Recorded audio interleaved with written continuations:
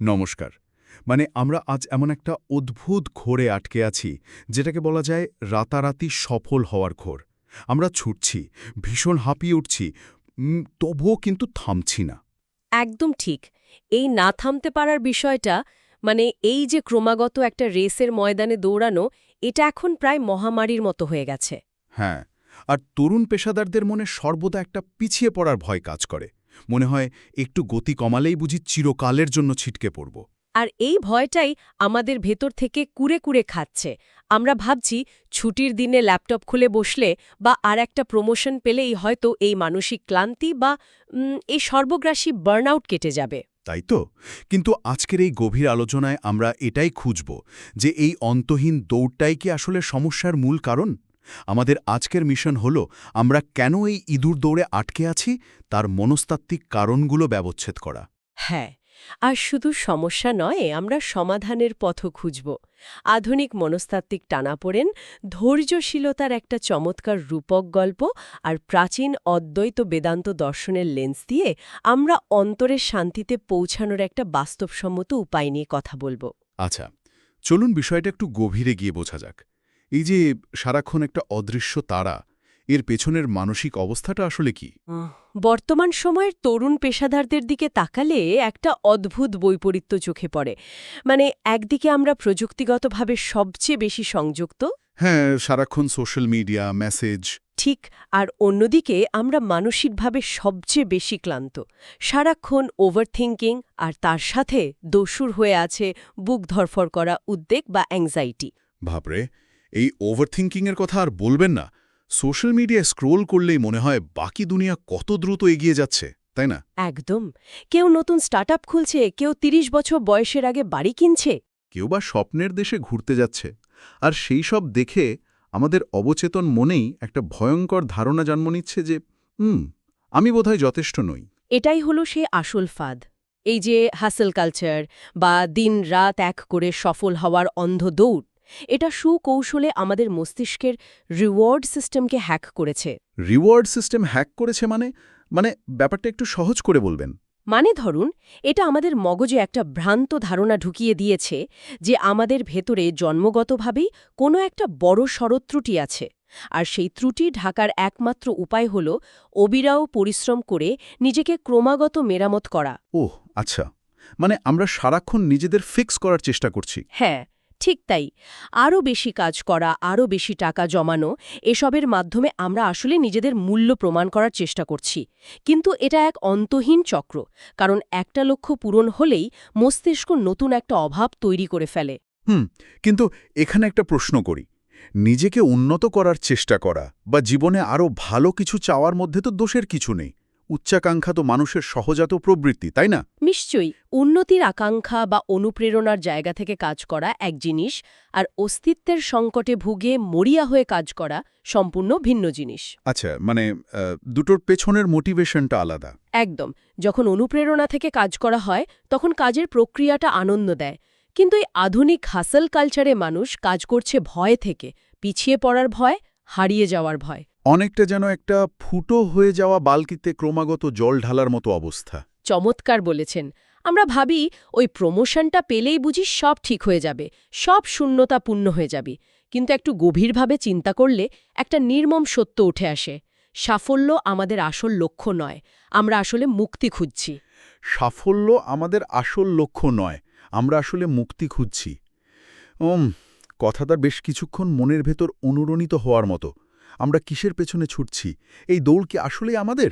এই প্রশ্নগুলো আয়নার সামনে দাঁড়িয়ে করা খুব জরুরি। কারণ অনেক সময় দেখা যায় আমরা যে স্বপ্নের পেছনে ছুটছি সেটা হয়তো আমাদের নিজেদের নয়, হয়তো সমাজ বা সোশ্যাল মিডিয়ার অ্যালগোরিদম সেটা আমাদের মগজে ঢুকিয়ে দিয়েছে। ঠিক।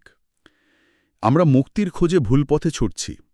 ভাবছি বাইরের অর্জন আমাদের ভেতরের ভয় দূর করবে। কিন্তু আমরা যত দ্রুত দৌড়াচ্ছি, চারপাশের দৃশ্যগুলো তত বেশি ঝাপসা হয়ে যাচ্ছে।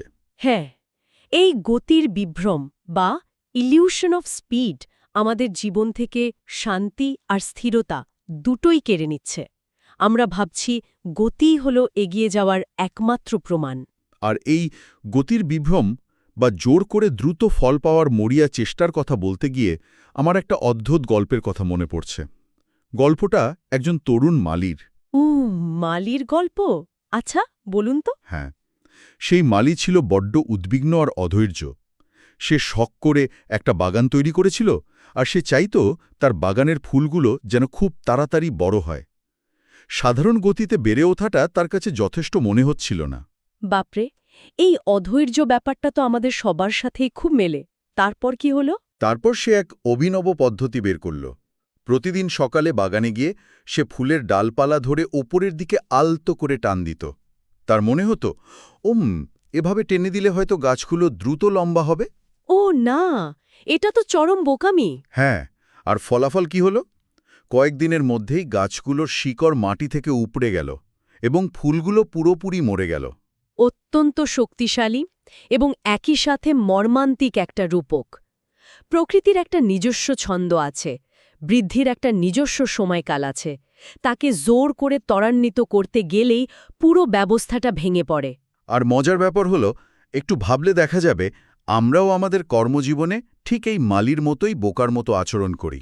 তাই তো, আমরাও তো শর্টকাট খুঁজি। একদম। প্রমোশন পাওয়ার আশায় হয়তো 5 মিনিটে একবার করে ইমেল রিফ্রেশ করি, ভাবি এই বুঝি বসের কোনো মেসেজ এলো। অথবা সোশ্যাল মিডিয়ায় একটা ছবি দিয়ে প্রতি 10 সেকেন্ড অন্তর স্ক্রিনের দিকে তাকিয়ে দেখি কয়টা লাইক পড়ল। হ্যাঁ, আমরা যেন নিজেদের জীবনের শিকড়গুলো ধরে রোজ টানাটানি করছি। জোর করে টেনে ফুল ফোটালোর এই বৃথা চেষ্টা তো রীতিমতো হাস্যাস্পদ। হাস্যাস্পদ বটে, কিন্তু এর পেছনের বিজ্ঞানটা বেশ গভীর। আমাদের আধুনিক মস্তিষ্ক তাৎক্ষণিক তৃপ্তি বা ইনস্ট্যান্ট গ্র্যাটিফিকেশনে অভ্যস্ত হয়ে গেছে।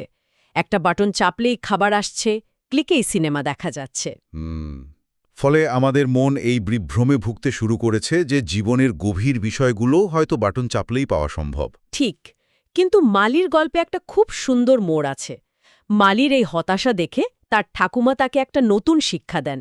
তিনি মালিকে একটি ফলের গাছের বীজ দিয়েছিলেন। আচ্ছা, ফলের গাছের বীজ? হ্যাঁ, যা খুব ধীরে ধীরে বড় হয়। ঠাকুমা তাকে বুঝিয়েছিলেন যে প্রকৃত গভীরতা এবং স্থায়িত্বের জন্য একটি শক্তিশালী শিকড় প্রয়োজন, যা মাটির নিচে দীর্ঘ সময় ধরে নীরবে তৈরি হয়। এই গল্পটি আমাদের বোঝায় যে ধৈর্যশীল ধারাবাহিকতা কতটা জরুরি। দারুণ। জীবনের সবচেয়ে সুন্দর জিনিসগুলো অন্ধকারের নীরবে বেড়ে ওঠে। মাটির নিচে যখন বীজ থেকে অঙ্কুরোদ্গম হয়, তখন তো বাইরে থেকে কিছুই দেখা যায় না। একদমই না, কিন্তু ভেতরে ভেতরে মাটির সাথে তার একটা মজবুত বন্ধন তৈরি হতে থাকে। অথচ আধুনিক জীবনে আমরা এই অন্ধকারের নীরব সময়টাকে ভীষণ ভয় পাই। মনে হয় কেউ যদি আমার কাজ দেখতে না পায়, তাহলে বোধহয় আমার কোনো অস্তিত্বই নেই। আমরা চাই সব কিছু এখনই এই মুহূর্তে সবার চোখের সামনে ঘটুক। আর এইখানেই আমরা সবচেয়ে বড় মনস্তাত্ত্বিক ভুলটা করি। দৃশ্যমান ফলাফলের ওপর এত বেশি জোর দিই যে মাটির ভেতরের সেই অদৃশ্য প্রক্রিয়ার কথা ভুলেই যাই। হ্যাঁ, ধৈর্যশীল ধারাবাহিকতাই হলো সেই নীরব পুষ্টি।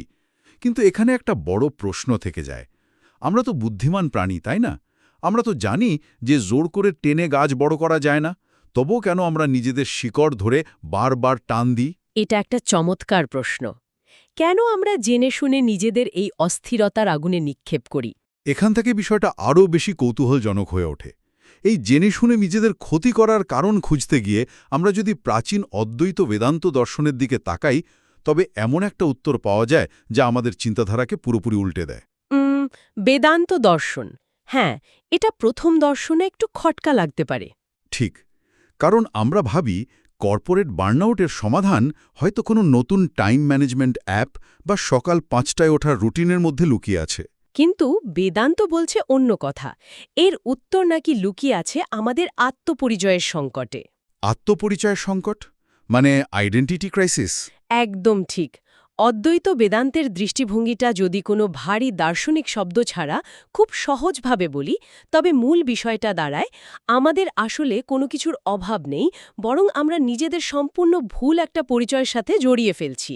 ভুল পরিচয় বলতে ঠিক কি বোঝাচ্ছেন?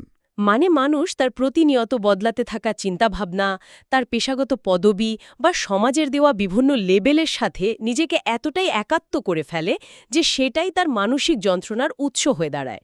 বেদান্তে একে বলা হয় মায়া বা বিভ্রম। একটা উদাহরণ দিলে বোধহয় বুঝতে সুবিধা হয়। ধরুন, কোনো একজন মানুষ তার অফিসের সিনিয়র ডিরেক্টর পদটির সাথে নিজের পুরো পরিচয়টা গেঁথে ফেলেছে। এখন কোনো কারণে যদি কোম্পানি লে অফ করে এবং তার চাকরিটা চলে যায়, তবে কি হবে? বাপরে, সে তো মনে করবে তার জীবনটাই শেষ। সে শুধু একটা আয়ের উৎস হারাবে না, তার মনে হবে আমি আর কিছুই নই। ঠিক, সে তার অস্তিত্বকেই হারিয়ে ফেলবে বলে মনে করবে। একটু থামাই, এই ব্যাপারটা শুনতে খুব গভীর মনে হলেও বাস্তব জীবনের প্রয়োগটা বুঝতে একটু অসুবিধা হচ্ছে। আচ্ছা, বলুন আপনার কোথায় খটকা লাগছে? ধরুন, আমার ওপর যখন কাজের প্রচণ্ড চাপ, ডেডলাইন ঘাড়ের ওপর নিঃশ্বাস ফেলছে, তখন যদি আমি নিজেকে বোঝাই যে আমি আমার কাজ নই, আমি এক অনন্ত সত্তা, তাতে কি আমার ডেডলাইনে সমাধান হবে? হা, না, তাতে ডেডলাইনের সমাধান হবে না। হ্যাঁ, বস কি আমাকে বকা দেওয়া বন্ধ করবেন? এই প্রাচীন দর্শন কি সত্যি আমার আধুনিক কর্পোরেট বার্নআউট কমাতে পারে? এটা অত্যন্ত যুক্তিসঙ্গত প্রশ্ন। বেদান্ত কিন্তু আপনাকে দায়িত্ব এড়াতে বলছে না। বস বকা দিলে ডেডলাইন পূরণ করতেই হবে, সেটা চরম বাস্তব। তাহলে বেদান্ত ঠিক কি শেখাচ্ছে এখানে? বেদান্ত শেখাচ্ছে কিভাবে ওই ডেডলাইনের চাপের মধ্যে নিজের মানসিক স্থিতি ধরে রাখতে হয়। আপনি যখন নিজের পরিচয়কে কাজের সাথে এক করে ফেলেন, তখন কাজে একটু ভুল হওয়া মানে আপনার মনে হয় আমি একজন ব্যর্থ মানুষ। মানে কাজের ভুলটা আমার আত্মসম্মানের ওপর সরাসরি আঘাত হানে। ঠিক তাই। ফলে আপনার ভেতরে স্ট্রেস হরমোন বা কর্টিসলের বন্যা বয়ে যায়। কিন্তু আপনি যদি জানেন যে কাজটা কেবল আপনার জীবনের একটা অংশ, আপনার সম্পূর্ণ পরিচয় নয়, তখন আপনি কাজটা করবেন দায়িত্ববোধ থেকে, অস্তিত্ব টিকিয়ে রাখার আতঙ্ক থেকে নয়। এটা একটা দারুণ পয়েন্ট, মানে আতঙ্ক থেকে নয়, দায়িত্ব থেকে কাজ করা। হ্যাঁ, আমরা ভুলে যাই যে মেঘ আর আকাশ এক নয়। মেঘ আসে আর যায়, কখনো সাদা কখনো কালো, কিন্তু আকাশ সবসময় স্থির, অনন্ত। আমরা নিজেদের ক্ষণস্থায়ী মেঘ ভেবে বসি। অসাধারণ একটা উপমা। আমরা মেঘের সাথে নিজেকে এত বেশি একাত্ম করে ফেলি যে মেঘের রং কালো হলে আমরাও নিজেদের অন্ধকার ভাবতে শুরু করি। ঠিক এটাই।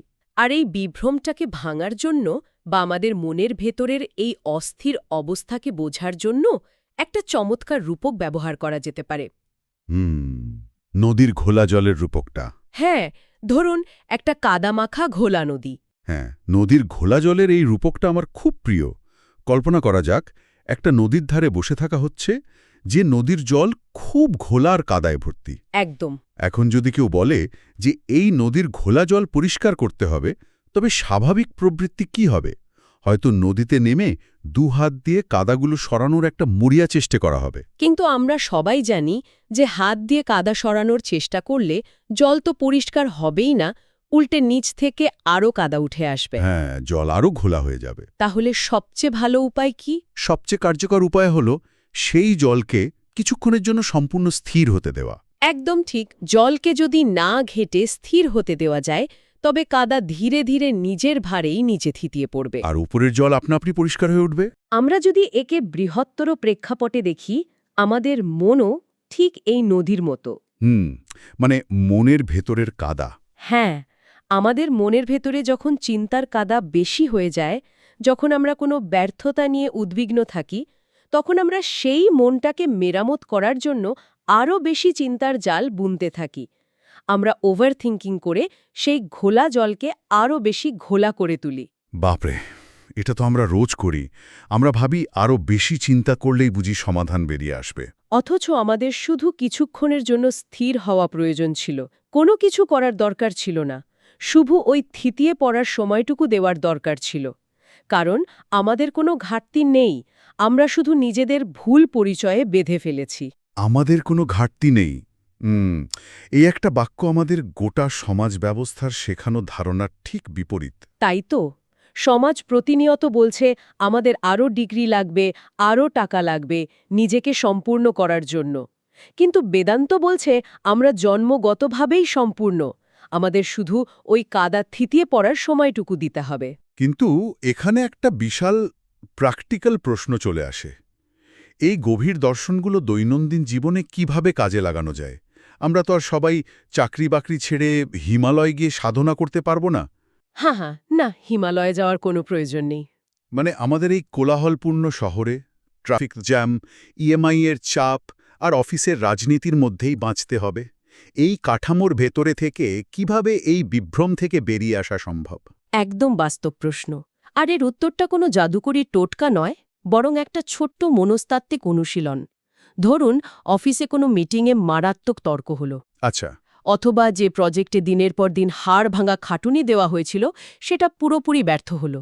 সাধারণত এমন পরিস্থিতিতে মস্তিষ্কের রিয়াকশন কি হয়? প্রচণ্ড রাগ হয়, হতাশা আসে, অথবা নিজেকে চরম অপরাধী ভাবা শুরু হয়। আবেগের জোয়ারে তো পুরো সত্তাই ভেসে যায়। ঠিক। আর এখানেই আমাদের একটু থামতে হবে। যখনই মনের ভেতর নেতিবাচক চিন্তার ঝড় উঠবে, তখন আমাদের প্রথম কাজ হবে এই ভুল আত্মপরিচয়ের বিভ্রমকে শনাক্ত করা, শুধু একটা দর্শক হয়ে যাওয়া। দর্শক হয়ে যাওয়া মানে আবেগটাকে জোর করে চেপে রাখা, বা টক্সিক পজিটিভিটির মতো সব ঠিক আছে বলে নিজেকে মিথ্যে সান্ত্বনা দেওয়া। না না, মিথ্যে সান্ত্বনা দেওয়া নয়, বরং নিজেকে একজন দর্শক হিসাবে কল্পনা করা। ব্যাপারটা কি এমন যেন নদীর পাড়ে বসে সেই ঘোলা জলকে দেখা হচ্ছে, কিন্তু কোনোভাবেই জলে নামা হচ্ছে না? একদম ঠিক ধরেছেন। কোনো ভারী উপদেশ বা কঠিন নিয়মের প্রয়োজন নেই, শুধু এই বিভ্রমটি খেয়াল করা বা নোটিসিং দ্য ইলিউশন এর উপর জোর দিতে হবে। এটা কিভাবে করব? যখন খুব রাগ হচ্ছে, তখন মনে মনে এটা বলা বন্ধ করতে হবে যে আমি রাগী বা আমি হতাশ। তার বদলে ভাষাগত একটু পরিবর্তন আনতে হবে। বলতে হবে, আমি এই মুহূর্তে রাগ অনুভব করছি, অথবা আমার ভেতরে হতাশার অনুভূতি তৈরি হয়েছে। ও আচ্ছা, মানে আমি হতাশ নই, আমি হতাশা অনুভব করছি। হ্যাঁ, এই ছোট্ট একটা শব্দের পরিবর্তন মস্তিষ্কের নিউরাল পাথওয়েতে বিশাল প্রভাব ফেলে। এর মাধ্যমে নিজের মূল সত্তাকে ওই ক্ষণস্থায়ী আবেগ থেকে আলাদা করা যায়। অর্থাৎ আবেগের সাথে নিজেকে আইডেন্টিফাই না করে সেগুলোকে শুধু মেঘের মতো পাশ দিয়ে উড়ে যেতে দেওয়া। একদম। কিন্তু একটা ভয় তো থেকেই যায়। এমন একটি সমাজ যা প্রতিনিয়ত দ্রুতগামী হওয়ার চাপ দেয়, সেখানে যদি কেউ এই মায়া বা বিভ্রম থেকে বেরিয়ে আসে, তবে কি সে চারপাশের মানুষের চেয়ে পিছিয়ে পড়বে না? এই ভয়টা খুবই স্বাভাবিক এবং লজিক্যাল। হ্যাঁ, মানে যখন চারপাশের সবাই ইঁদুর দৌড়ে ব্যস্ত, তখন স্থির হয়ে দাঁড়ালে কি ক্যারিয়ার শেষ হয়ে যাবে না? তরুণ পেশাদারদের মনে এই ভয়টা তো খুব স্বাভাবিক। স্বাভাবিক, কিন্তু একটু গভীরভাবে বিশ্লেষণ করলে দেখা যাবে ওই ইঁদুর দৌড়ে অন্ধের মতো ছুটেও কেউ সত্যিকারের শান্তি বা কাঙ্ক্ষিত জায়গায় পৌঁছাতে পারছে না। তারা শুধু আরও বেশি ক্লান্ত হয়ে পড়ছে। হ্যাঁ, আর ভুল সিদ্ধান্ত নিচ্ছে। ঠিক। বিভ্রম থেকে বেরিয়ে আসা মানে কিন্তু কর্মফল ত্যাগ করা বা কাজ বন্ধ করে দেওয়া নয়। কাজ ঠিকই চলবে, ডেডলাইন ঠিকই মিট হবে, কিন্তু সেটা হবে একটা স্থির জায়গা থেকে, মরিয়া অস্থিরতা থেকে নয়। বুঝতে পারছি। যখন এটা বোঝা যায় যে কাজের ফলাফল আসল পরিচয় নির্ধারণ করে না, তখন কাজের মান বরং আরও অনেক গুণ বেড়ে যায়। কারণ তখন কাজটা করা হয় মনোযোগ এবং আনন্দের সাথে, অস্তিত্ব টিকিয়ে রাখার আতঙ্ক থেকে নয়। ঘোলা জল স্থির হলে যেমন নদীর তলদেশ পরিষ্কার দেখা যায়, মন স্থির হলে ঠিক তেমনি জীবনের সঠিক সিদ্ধান্তগুলো নেওয়া সহজ হয়। একদম। বাহ! ভয় থেকে নয়, আনন্দ আর স্থিরতা থেকে কাজ করা, এটি সত্যি একটা যুগান্তকারী দৃষ্টিভঙ্গি। আমরা যদি আজকের পুরো আলোচনার এই দীর্ঘ পথ যাত্রাটা একটু সংক্ষেপে ফিরে দেখি। হ্যাঁ, চলুন একটু সামারাইজ করি। শুরুতে আমরা কথা বলছিলাম আমাদের এই অনন্তকালের দৌড় আর বার্নআউটের মহামারী নিয়ে। আমরা দেখলাম কিভাবে হাসল কালচার আমাদের অবচেতন মনে এই ধারণা গেঁথে দেয় যে আমরা অসম্পূর্ণ। কিন্তু বাস্তবে আমরা সফলতার ছদ্মবেশে আসলে মুক্তি খুঁজছি। ঠিক। তারপর আমরা সেই মালির অদ্ভুত গল্পটার মুখোমুখি হলাম, যে জোর করে ফুল ফোটাতে গিয়ে গাছটাই মেরে ফেলেছিল। সেখান থেকে স্পষ্ট হলো যে তাৎক্ষণিক তৃপ্তির চেয়ে ধৈর্যশীল ধারাবাহিকতা কতটা শক্তিশালী। এখানে দেখলাম যে যাবতীয় সমস্যার মূলে রয়েছে ভুল পরিচয়ের সাথে নিজেকে জড়িয়ে ফেলা। নিজেকে মেঘ ভেবে আকাশের বিশালতাকে ভুলে যাওয়া, আর সেই ঘোলা নদীর রূপকটা তো ভোলা অসম্ভব। মনের জল ঘোলা হলে তাকে হাত দিয়ে পরিষ্কার করার চেষ্টা করাটা বোকামি, ওভার থিঙ্কিং করাটা বোকামি, তাকে শুধু স্থির হতে দিতে হয়।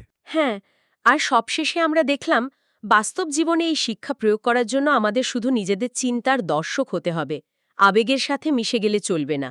এটি একটি অত্যন্ত গুরুত্বপূর্ণ প্রশ্ন তুলে ধরে। আমরা সবসময় আমাদের জীবনের দৃশ্যমান অর্জন, প্রমোশন বা বাইরের জগতের হাততালি নিয়ে ব্যস্ত থাকি, কিন্তু ভেবে দেখার বিষয় জীবনের যে সময়গুলোতে মনে হয় সবকিছু থমকে গেছে। যখন মনে হয় সবচেয়ে বেশি পিছিয়ে পড়া হচ্ছে। হ্যাঁ, বা জীবনটা একটা অন্ধকার ঘরে আটকে আছে, হয়তো ঠিক সেই নীরব নিস্তব্ধ শীতের সময়গুলোতেই মাটির নিচে শিকড়গুলো সবচেয়ে শক্তভাবে বিস্তৃত হচ্ছে। বাপরে, কথাটা ভাবলে গায়ে কাঁটা দেয়। যখন চারপাশটা মৃত বলে মনে হয়, যখন দৃশ্যমান কোনো অগ্রগতি চোখে পড়ে না, হয়তো ঠিক তখনই ভেতরের মানুষটা ভবিষ্যতের বড় কোনো ঝড়ের সামনে দাঁড়িয়ে থাকার জন্য নিজেকে সবচেয়ে বেশি পরিপক্ক করে তুলছে। কি চমৎকার এবং গভীর একটা ভাবনা। শীতের চরম নীরবতায় গাছের পাতা যখন ঝরে যায়, তখন বাইরে থেকে তাকে মৃত বা স্থবির মনে হওয়াই স্বাভাবিক। একদম তাই। কিন্তু মাটির অনেক গভীরে তার শেকড় তখন বসন্তের জন্য জীবনের রসদ জোগাড় করতে সবচেয়ে বেশি ব্যস্ত থাকে। আমাদের জীবনের অন্ধকার, হতাশাজনক বা স্থবির সময়গুলোও হয়তো ঠিক এমনটাই। বাইরে থেকে মনে হয় আমরা হেরে যাচ্ছি, কিন্তু ভেতরে ভেতরে আমরা আরও শক্তিশালী হয়ে উঠছি। একদম সত্যি। আজকের এই দীর্ঘ এবং গভীর আলোচনা শেষে একটা ভাবনার জায়গা তৈরি হলো। ছুটে চলার এই ইঁদুর দৌড়ে আমরা কি সেই মালির মতো জোর করে নিজেদের টেনে তুলছি, নাকি নিজেদের শান্ত হয়ে শেকড় শক্ত করে বেড়ে ওঠার সময় দিচ্ছি? এই প্রশ্নটা সবার নিজেকে করা উচিত। পরের বার যখন মনে হবে চারপাশে সবাই এগিয়ে যাচ্ছে আর নিজে পিছিয়ে পড়া হচ্ছে, তখন একটু নদীর সেই ঘোলা জলের কথা মনে করা যেতে পারে। ওভারথিঙ্কিংয়ের কাদানা ঘেটে নিজেকে একটু স্থির হতে দেওয়ার মধ্যে যে অসীম শক্তি লুকিয়ে আছে, সেটা হয়তো আমাদের নতুন করে পথ চলতে সাহায্য করবে। আজকের এই গভীর আলোচনা আমরা এখানেই শেষ করছি। স্থিরতা আর শান্তির খোঁজে এই যাত্রা অব্যাহত থাকুক। নমস্কার।